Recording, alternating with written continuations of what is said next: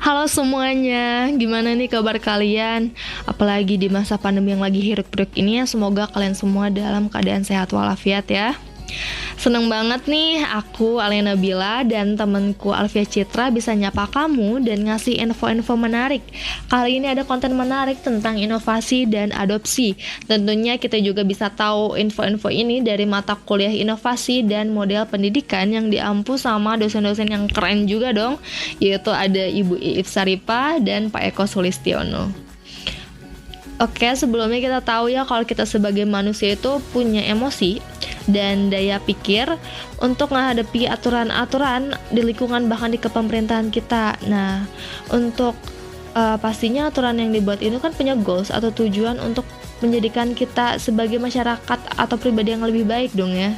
Nah, tapi perubahan ini gimana nih bisa tersampaikan dengan baik gitu tanpa ada unsur paksaan. Nah, peran inovasi ini menjadi besar banget untuk menyampaikan aspirasi pemerintah ke masyarakat kita ini.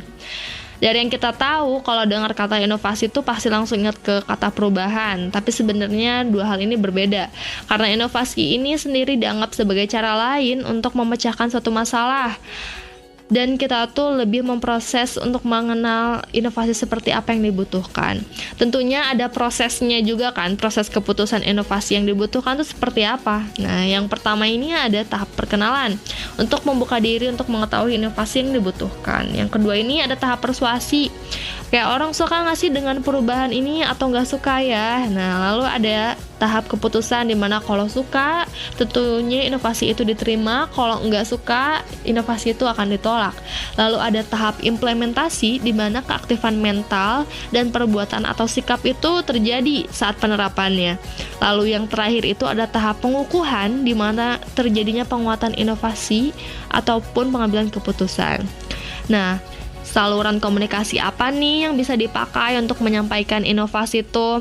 Nah, yang pertama itu bisa bersifat interpersonal atau media massa. Kalau interpersonal itu dari satu individu, antara dua individu atau lebih, dan kalau hal ini lebih memiliki keterikatan yang lebih dalam gitu, karena kita lebih banyak bisa persuasif antar orang kalau misalnya interpersonal. Kalau media massa itu cuma satu arah, yaitu mungkin seperti radio, televisi, atau surat kabar.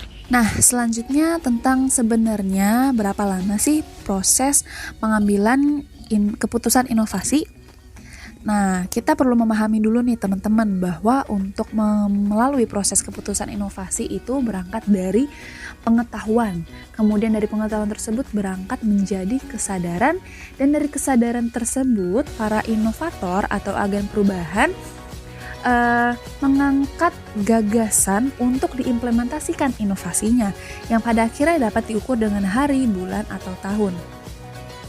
Kebanyakan agen perubahan itu juga ingin mempercepat proses pengambilan keputusan inovasi untuk memperpendek juga proses implementasi dari inovasi tersebut.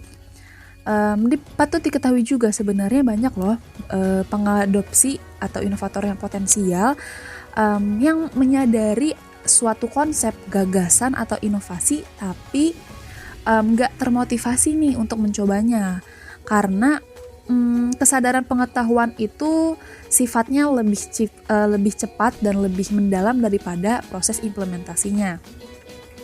Tapi di sisi lain patut dipahami juga bahwa yang sebetul-betulnya inovator itu memiliki akses atau kesempatan untuk memperpendek pengambilan proses keputusan inovasi. Mengapa?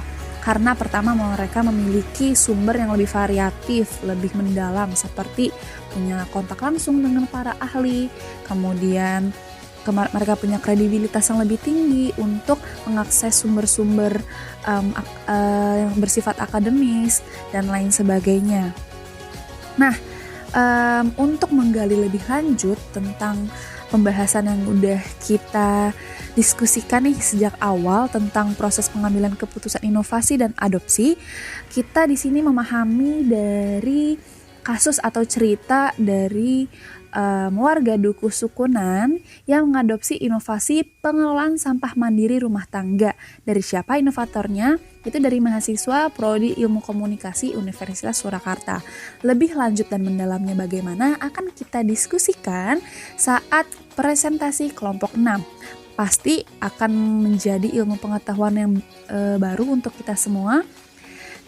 Dan jangan lupa disimak untuk presentasi selanjutnya. Terima kasih.